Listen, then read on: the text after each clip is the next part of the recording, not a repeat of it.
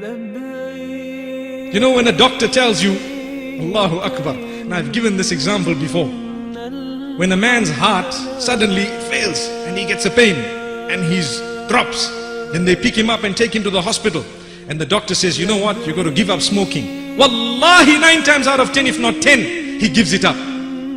Why? One doctor told him that. One doctor. But for Allah subhanahu wa ta'ala, how many of us are ready today to say this habit is out? There we are. How many? Allahu Akbar. Are we waiting for a little heart attack before we can give up a bad habit? When Allah subhanahu wa ta'ala says, no, don't wait for that. I give you good health. But whilst you're in good health, leave that.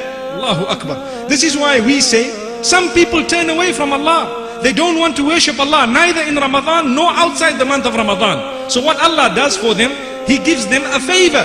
What is that favor?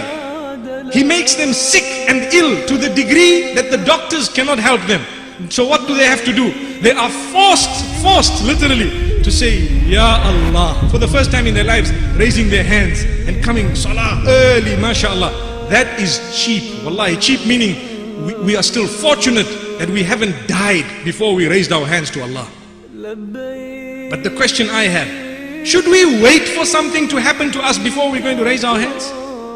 This is why Allah says, be thankful, be grateful, recognize the devil and know about him before he even comes in your direction, so that you will know how he tries and distract you.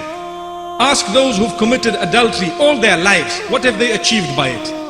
Ask those who have sinned all their lives gambling, what have they achieved by it? Ask those who have sinned all their lives by stealing, cheating, conning, deceiving, by engaging in all sorts of other sins, whether it is drugs and alcohol. What did they achieve by it? They achieved what? Momentary joy. Is that what they got? And now, if Allah has mercy on you, He will grant you a chance to say, Ya Allah, forgive me, never again will I do that.